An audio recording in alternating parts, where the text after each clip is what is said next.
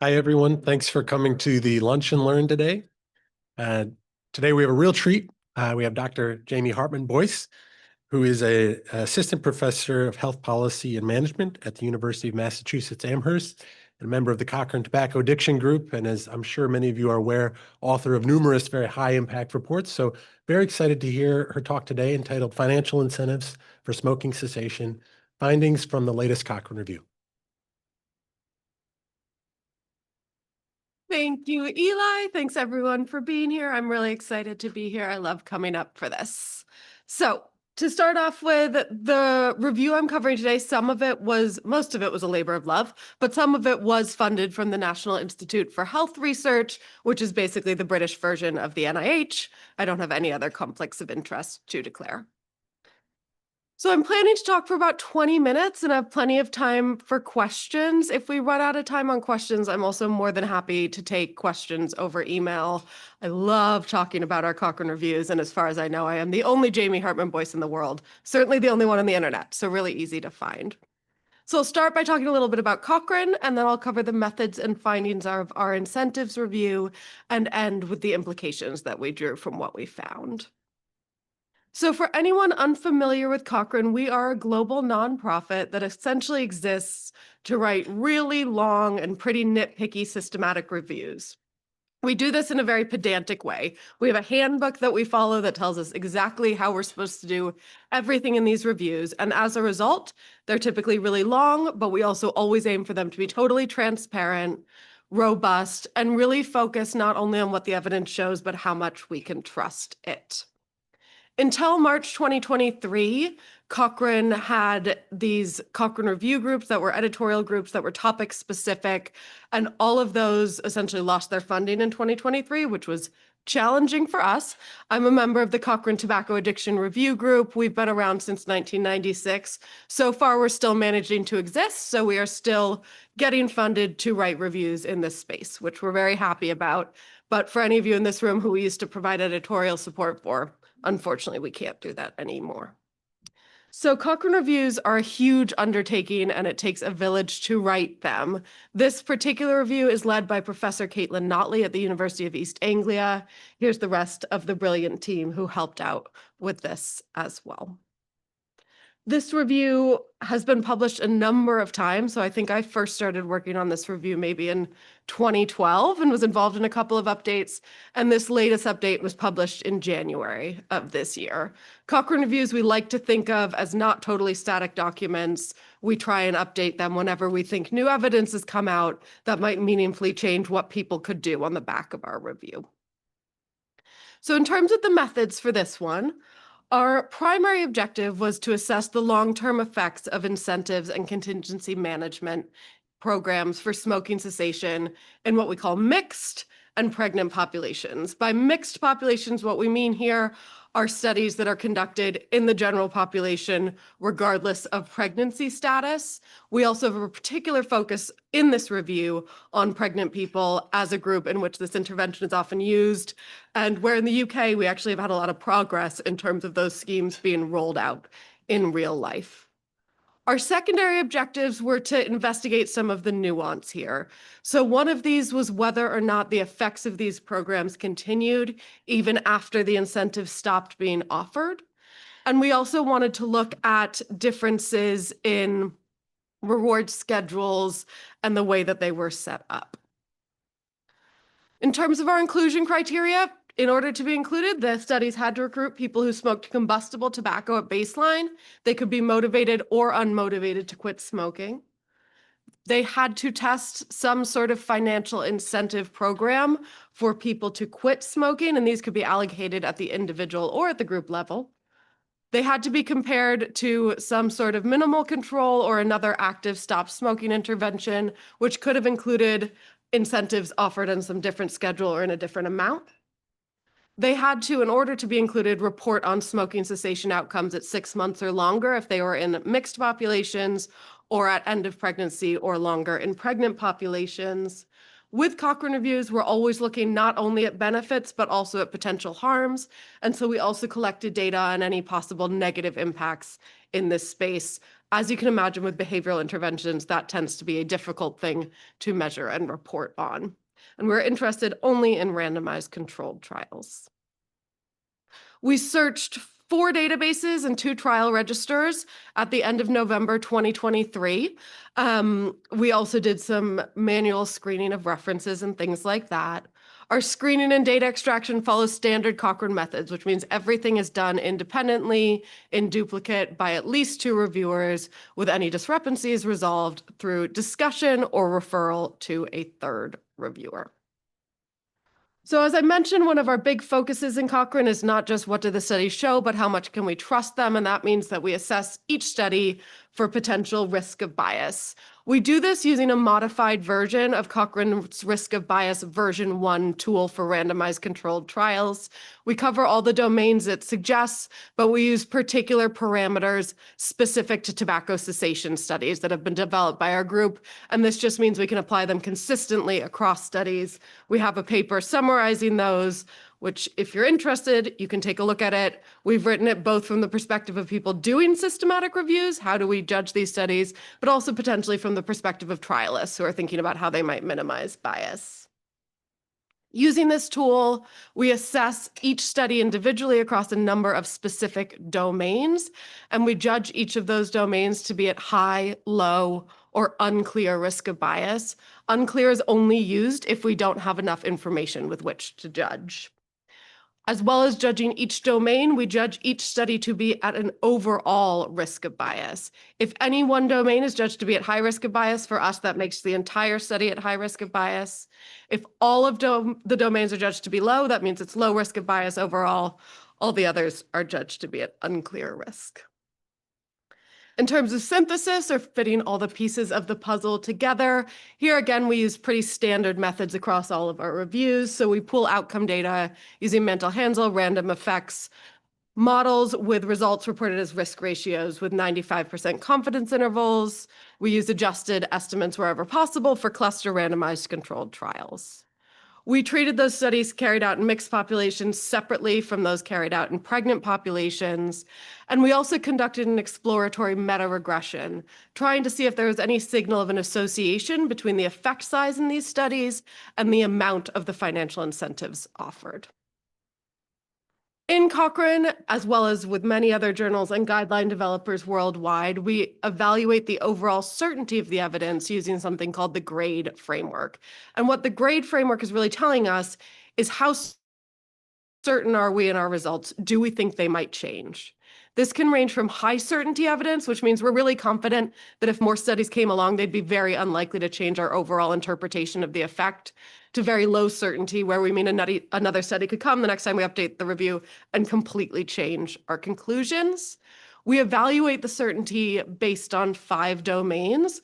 Those include risk of bias for the individual studies, the overall chances of publication bias, inconsistency, in other words, statistical heterogeneity, imprecision, in other words, wide confidence intervals or small numbers of studies or events, or indirectness, which is probably the least common domain that we downgrade on, and that's when the studies don't actually directly test the thing that we're most interested in. So moving on now to our results. In terms of our included studies, we've got a lot now, which is super exciting. And so thank you to all the trialists who are running these studies that we can then use in our review. So in mixed populations, we now have 48 randomized controlled trials testing financial incentives for smoking cessation and following up participants at 6 months or longer. 15 of those were new to this version of a review, and that brings the total number of participants over 20,000, which for us, and particularly for behavioral intervention reviews, is a pretty solid number. Of the studies, 8 were judged at low risk of bias, 16 at high, and 24 at unclear. That is not kind of a negative statement on these trials. That's pretty typical across our smoking cessation literature. As is often the case, the majority of studies were conducted in the USA, an even greater majority were in high-income countries. The incentives tested included cash payments, self-deposit schemes where people were getting back money they deposited, and vouchers for goods or services, and the total amount ranged between $45 and $1,185 US. There were fewer studies in pregnant people, but still a good number. We had 14 randomized controlled trials that followed up to end of pregnancy or beyond, and over 4,000 participants.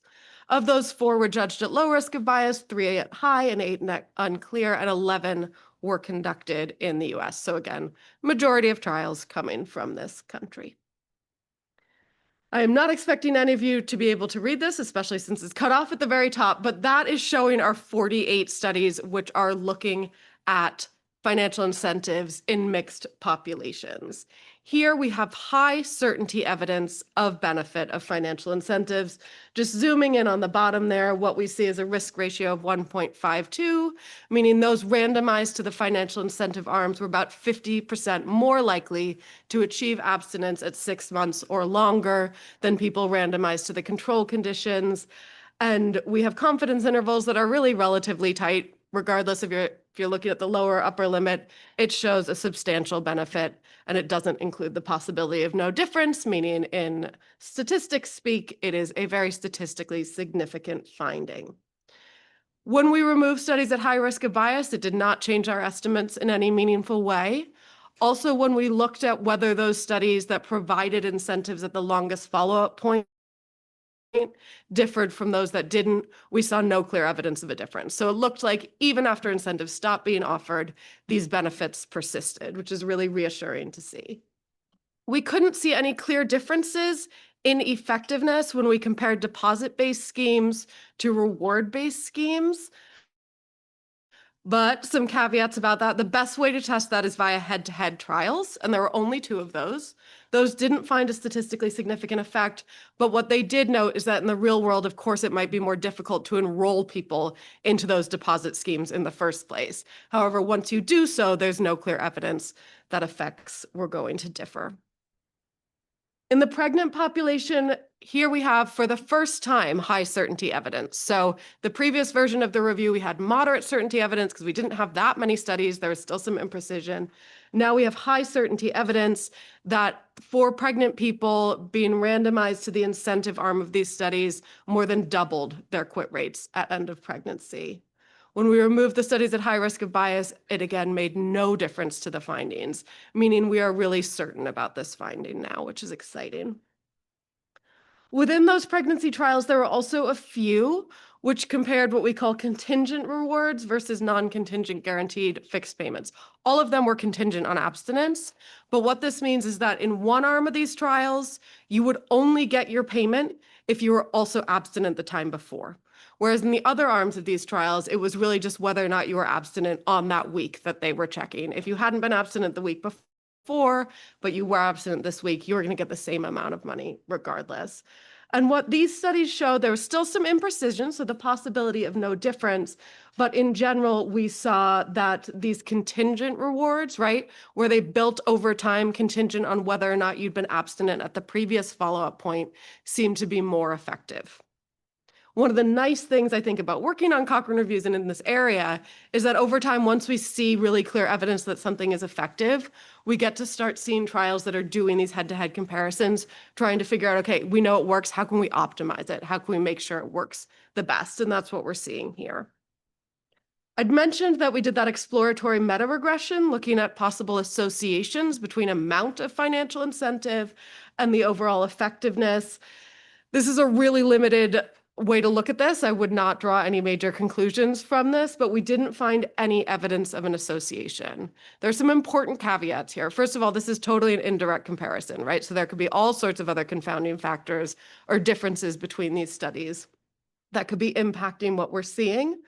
There was also, among the studies where we could actually calculate this, very little variation in effect size or amount of financial incentives. So it meant that there could really be a true difference here that we're just not seeing with this data. We are doing further work, which is ongoing at the moment. I don't have results from it, where we are doing this with a little bit more precision. We are contacting study authors and trying to get materials so that we can calculate exactly the value of the financial incentives. And we're also converting it using purchasing price parity, so we can get a sense of what that amount actually meant at that time period to that population. As I mentioned, we also looked at costs and harms. Few studies reported on either of these. Where costs were reported, they ranged from 281 to $1,623 per quitter. These are big differences, and they were mainly driven by differential quit rates between the studies, right? If you have more quitters, then overall the cost goes down, and also the adjunctive support that was offered. Some of these studies were also offering pharmacotherapy in both arms, which would increase the costs. VULP, which was conducted in a workplace, estimated the savings to an employer, and they reported an estimate of savings per quitter of $3,400 for employers. Tappan, which looked at pregnant people, reported a cost per quality adjusted life year of £482. Now, according to British standards, what tends to get funded by our government in terms of healthcare interventions is anything with a cost of under £20,000 per quality adjusted life year, meaning this is highly, highly cost effective within the British framework in terms of interventions that our government wants to fund. I say our because I lived in England for a long time, and I still like to think of it as my government sometimes. We didn't see any evidence of harms from financial incentives.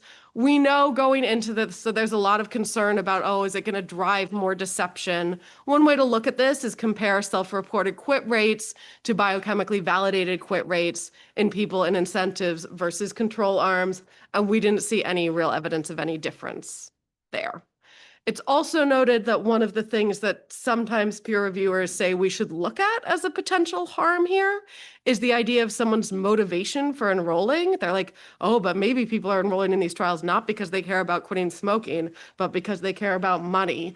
Our feeling as a team is that is not a harm, that is not a downside. If people are quitting, great. It doesn't really matter what got them there in the first place. So in terms of our implications, these are my last couple of slides. All Cochrane reviews end with implications for practice and implications for research. We are really clear in Cochrane that our job is not to tell anyone what to do.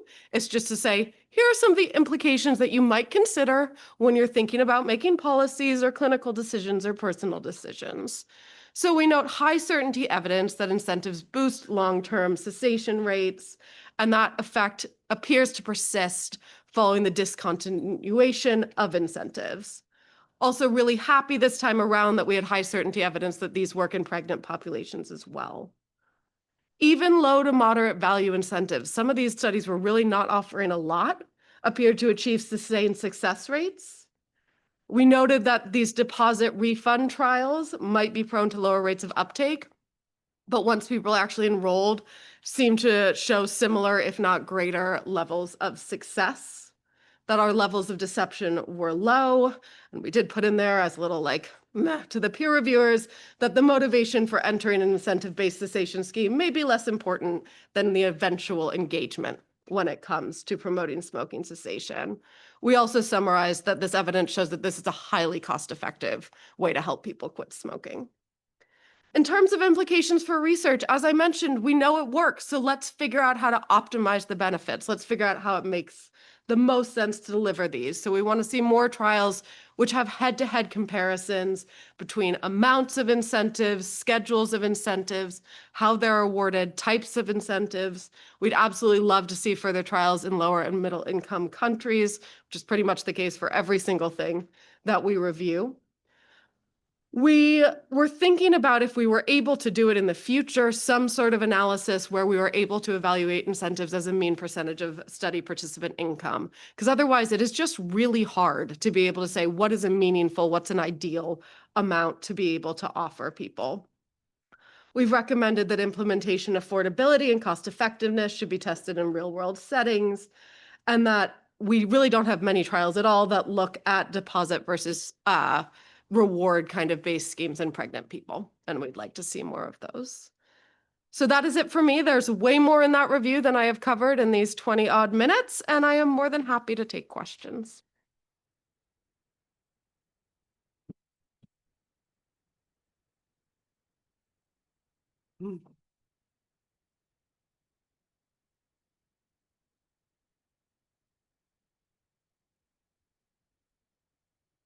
Hello, thank you for that. Having done a systematic review, I hate them, so I appreciate you doing these because they're much appreciated. I don't know if I missed it, but with the mixed populations, was that just basically any other group that wasn't pregnant persons, or Was there more specificity, or could you talk more about that? Exactly. So the mixed populations is a very like unsatisfactory word, I think, but we couldn't come up with anything better because it wasn't like we knew for sure that no one in those trials were pregnant, so we couldn't call it non-pregnant populations.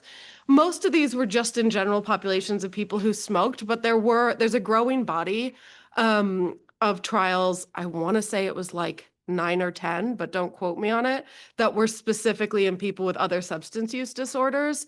And those showed a similar level of efficacy. So there's no clear difference in that population versus the mixed or general population studies in terms of the effects. Thanks for that excellent talk, Jamie. Is really compelling, and especially the doubling of effects in pregnant populations, high certainty evidence. It's really exciting to see, given the impact on this generation, but also the next. My question is about the ongoing work you're doing to look at the magnitude of incentives, and wondering if, having gone through the literature, if you think something similar might be feasible with the recency of incentives from when abstinence was measured, whether that's possible with this review or not. Oh, that would be possible.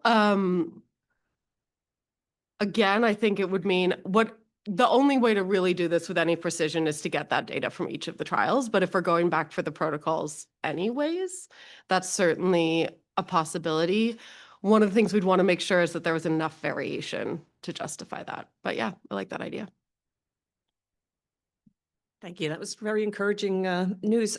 Is it unusual for the effect to persist after the incentives stop? I thought for other drugs of abuse that often isn't the case, but I could be wrong. I don't know so much about other drugs of abuse. I'm seeing Steve stand up. He might know better than me. I think a lot of people suspected it wouldn't. So it was maybe a surprise.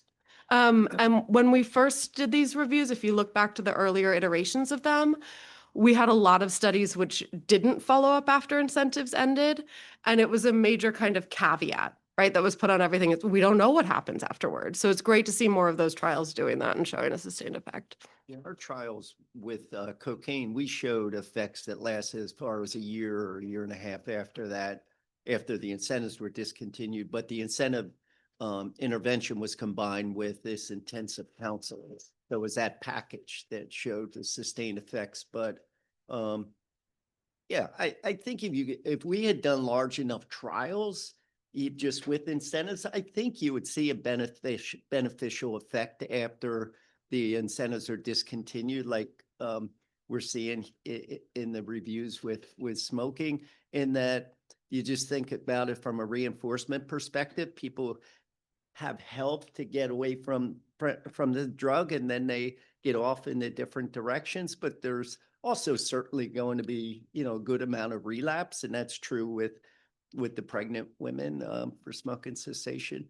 But so that's about exhaust what I know. Maxine might want to say more, but I think what I learned about contingency management and relapse is no matter how much evidence I show that the effects are not all gone when the incentives are discontinued, people keep saying they are.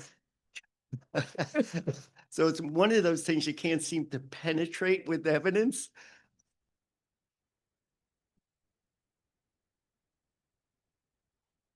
You have the first when we stop them, but if we keep paying them, the costs are so profound. Don't stop them. Well, that was Ken Silverman's approach in trying to let's do long-term interventions. Yeah.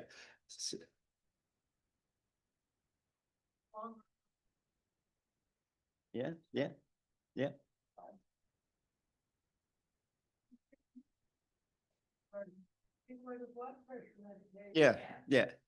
It's a chronic disease. We're very good at saying substance use disorders are chronic conditions, but we want to treat them as though they're acute. But the one thing I just wanted to kind of make a comment that it's too bad that we don't know more about the parameters that you were mentioning, Jamie, like how much, how long.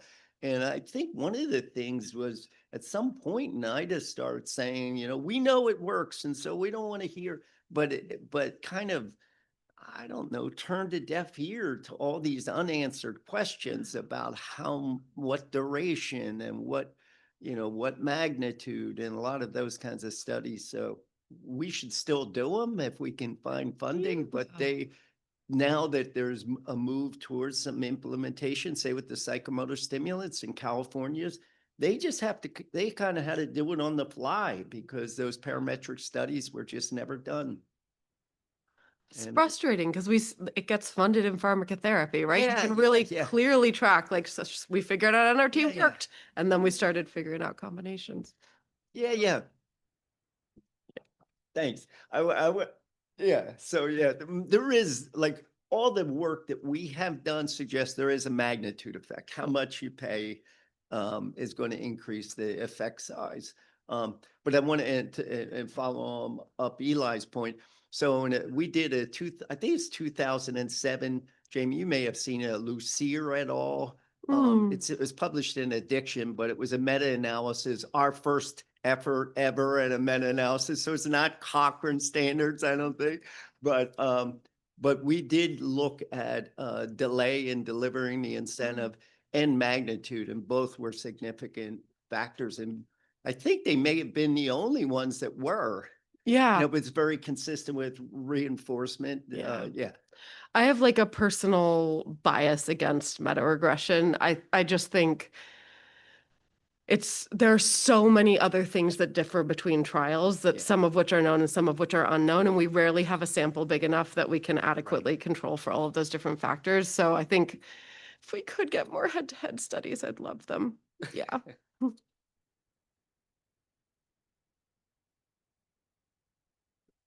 Yeah, just following up on this a little bit, because I was surprised that in the initial finding that there wasn't a magnitude of of dollar effect.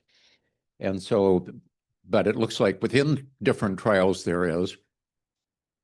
And I'd love to push you a little bit beyond the data, because you probably know these data better than anybody. I mean, you're looking through a microscope in a way that most of us don't. So going beyond the data, if somebody said, what seems to be some of the characteristics of the programs that get the best results? And I'm just going to go away and just let you free associate, and hopefully.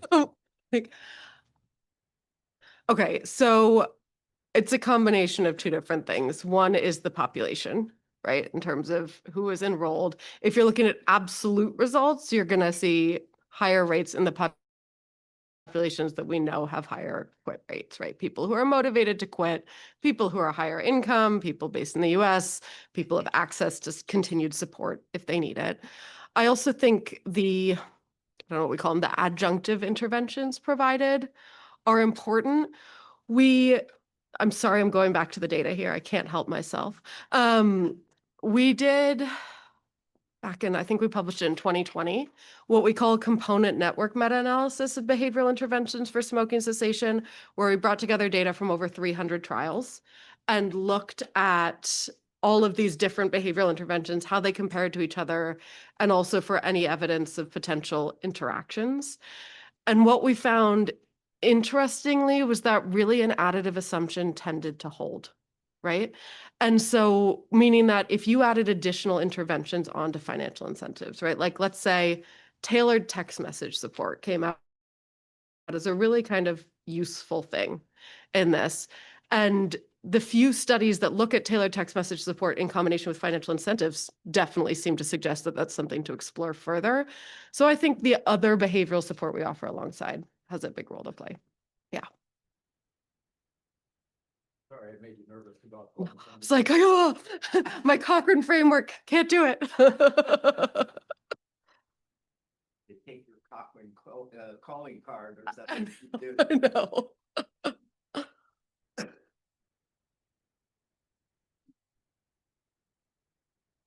One thing that I can't remember from the review, but was there any discussion of, I have to admit, when I read the review, I was all on the pregnant, that's it. Totally get But it. so in the other sections, were there comparisons to effect sizes seen with other well-established pharmacotherapies for smoking cessation? So there weren't many, if any, I don't think, direct comparisons between these different intervention types, right?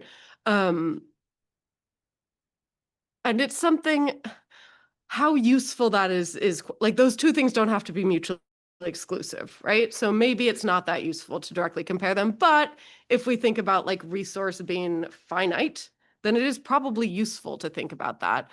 And that is something that we have kind of plans to do in the future, because we also have this component network meta-analysis looking at pharmacotherapies, and our goal is to combine them eventually. And that would be able to give us a sense of what differences we're seeing in magnitude of effects. Where I think it could be helpful is when not that often, but sometimes I'll talk to policy people and like say within NIDA, they're not policy people, but people who are making decisions around, they aren't in the weeds on the interventions and the parameters and that sort of thing.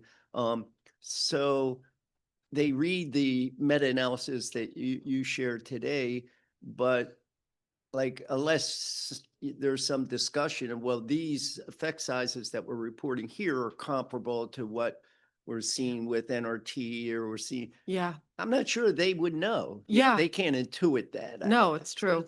I can tell you that they're very comparable to NRT. Okay. Yeah. Yeah. But was that mentioned? But it wasn't tested. And I don't even think we mentioned it Yeah. in the discussion. The only time we've really like played up comparisons with pharmacotherapy that I can think of within our group, and maybe we should do it more, is when we looked at the mental health benefits of quitting smoking in people living with depression. And there we compared it to the effects of antidepressants. And that was a very powerful message that seemed to get traction. So that might be something we think about in the future. Yeah. They were comparable. Yeah.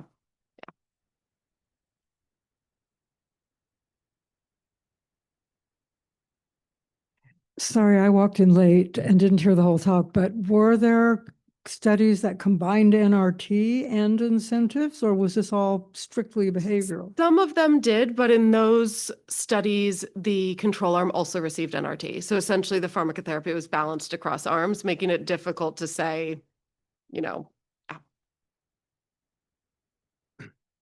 Xiaozhong Wen from University of Buffalo. Great presentation. Sorry, I missed the beginning part because of lunch. So I just talked with Steve about like the acceptance of the condition management by like government or health insurance plans. So he told me that UK is far more ahead than US. So I'm just wondering, can you share some experience there? Like, how did you guys convince the government or health insurance plan to buy the idea?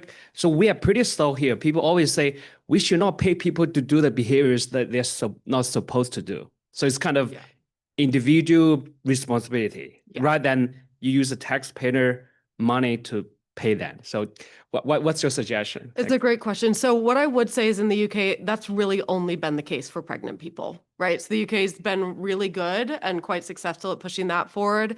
In non-pregnant populations, not so much, which is worth noting. And this is just because I think of the paternalistic nature of public health. I think that the other thing that is important to remember when we consider the UK versus the US is that the UK has a national health system, right? And in general, despite the fact that it is being systemically destroyed by the current British government and the one before it, it still is a source of national pride, right? People want to protect the NHS. They care about it. They want to save it money. And if other people are sick, that is taxing the NHS that they also want to go to.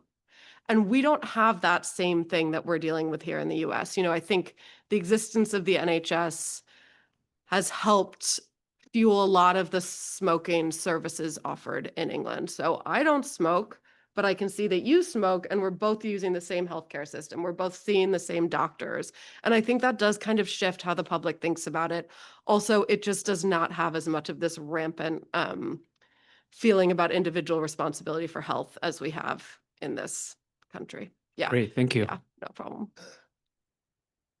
Following up on that, I have a question that you may or may not know anything about it or be free to speak about it. Feel free to speak about it. But I had been saying that the UK was moving forward with implementation of CM for perinatal smoking cessation. But then when I was corresponding with David Tappan and some others, David told me, well, no, it's England is moving Yeah, forward. very good Yeah, point. Yeah. What do you know about that? Yeah, so I think, I mean, to be fair, I think Scotland has done some work in this space too, but tobacco control policy in Britain is devolved to some extent between the different governments. And it is a major frustration of people in Scotland, Wales, and Northern Ireland that when England does something, we say it's the UK or Britain. I wonder if that's going to change a bit because we have this tobacco and vapes bill going through, and a big focus of the conversation around that has been this is not about just about England, right? It's also about Scotland. It's also about Wales. It's also about Northern Ireland. It is a pressing issue in terms of e-cigarette policy where England feels differently in general about it than Scotland does, et cetera. So in terms of what interventions are implemented, there's NHS England, there's NHS Scotland. Those are different entities. And so what's paid for on those might differ somewhat. Does that help?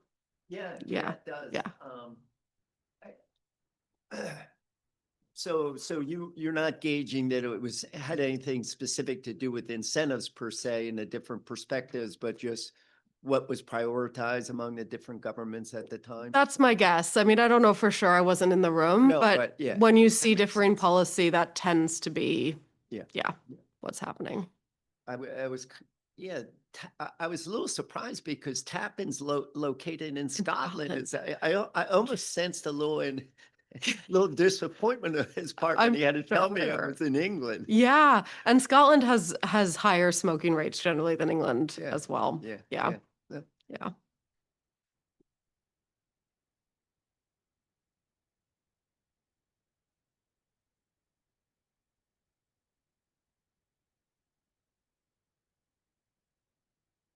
Any other questions, comments? Sorry, Eli, but yeah, go ahead. No, you go ahead.